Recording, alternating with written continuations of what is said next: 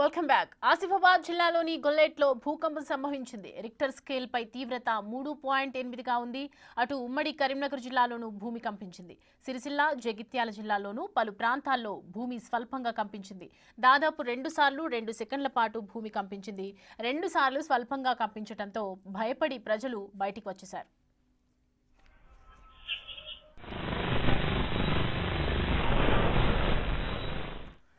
Right, ఈ అంశానికి సంబంధించి మనతో డిస్కస్ చేయడానికి శ్రీ నగేష్ సైంటిస్ట్ మనతో పాటు లైన్లో సిద్ధంగా ఉన్నారు.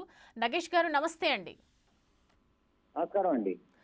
చూస్తున్నాము నగేష్ గారు, అంటే వరుసగా ఈ మధ్య కాలంలో భూకంపాలు ఎక్కువగా రావటం, మయన్మార్లో అయితే భవనాలన్నీ కూడా కుప్పకూలిపోయినటువంటి పరిస్థితి. అసలు ఎందుకు వస్తున్నాయి ఇంత వరుసగా? ప్రజలందరూ భయాందోళనకు గురవుతున్నారు కదా మేడం, భూకంపాలు అనేవి మనకి తెలిసినంత మటుకు మనకు 16 పలకలు ఉన్నాయి. ఈ పలకలు వివిధ డైరెక్షన్స్ లో ఇవి ట్రావెల్ చేస్తూ ఉంటాయి. ఎప్పుడైతే ఎదురు ఒక పలకతో ఢీకొంటుందో అప్పుడు ఈ స్ట్రెసెస్ జనరేట్ అవుతాయి. ఇప్పుడు మైనమార్ అయినా సరే, మీరు ఏదైతే చెప్పారో, వేరే ఇప్పుడు చిన్న చిన్న భూకంపాలు మనకి ఇండియాలో కూడా వస్తున్నాయి. ఇవన్నీ ఒత్తిడి వల్ల, పలకలో ఉన్న ఒత్తిడి వల్ల ఆ స్ట్రెస్ రిలీజ్ అయితే భూకంప రూపేణా మనం రికార్డ్ చేస్తాం. ఇవాళ వచ్చిన భూకంపం మనకి 3.8 మ్యాగ్నిట్యూడ్ భూకంపం మేడం.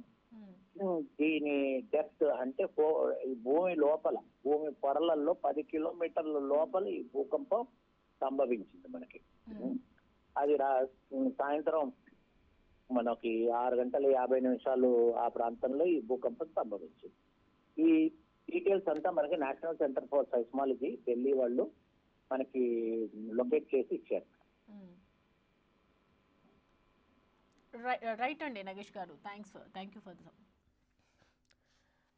రైట్, చూస్తున్నాం కదా. అయితే ఈ మధ్య కాలంలో సంభవించినటువంటి భూకంపానికి అసలు దేనికి సంకేతం అని శాస్త్రవేత్తలు తెగ దీని గురించి చేస్తూ ఉన్నప్పటికీ కూడా ఎలాంటి నష్టం అయితే సంభవించట్లేదు. బట్ ఒక్కొక్కసారి ఇట్లా సెకండ్ పార్ట్ భూకంపం రావటం వల్ల ప్రజలందరూ కూడా భయాందోళనకు గురవుతున్నటువంటి సిచ్యువేషన్. ఇవాళ ఆసిఫాబాద్ జిల్లాలో జరిగినటువంటి ఘటన వల్ల అందరూ కూడా భయాందోళనకు గురయ్యారు ప్రజలు.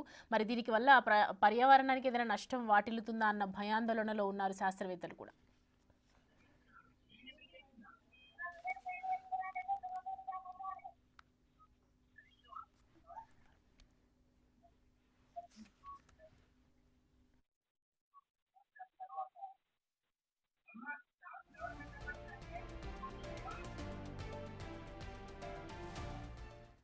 రైట్, మనతో అందుబాటులో ఉన్నారు రాజారెడ్డి, కొంటికల్ల వాసి. ఒకసారి ఆయనతో మాట్లాడే ప్రయత్నం అయితే చేద్దాం. రాజారెడ్డి గారు నమస్తే అండి. నమస్కారం. ఏంటి ప్రజెంట్ ఎలా ఉంది అక్కడ సిచ్యువేషన్? ఏ టైంలో వచ్చింది భూకంపం? టైం అంటే మేడం 6:55-56 టైంలో మేడము. అయితే అనుకోకుండా మేడం మేము అందరము ఇంట్లోనే, ఎప్పట్లాగా ఇంట్లోనే ఉన్నాము.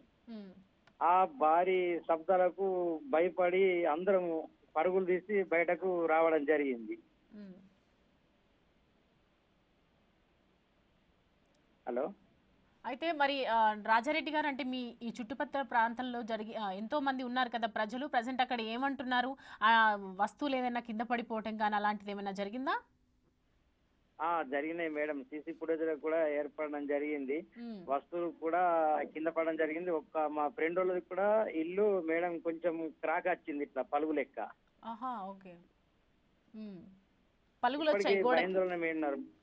గోడకు పరుగులు వచ్చినాయి. ఇప్పటికి కూడా ప్రజలు ఇండ్లలో కోవడంటే భయాందోళనకి గురవుతున్నారు. ఈ భూకంపం మధ్య చాలా ఏళ్ళ తరబడిగా మేము చూడలేము మేడం. ఫస్ట్ టైం మా గ్రామంలో అందరూ భయంతో బయటకు పరుగులు తీయడం జరిగింది.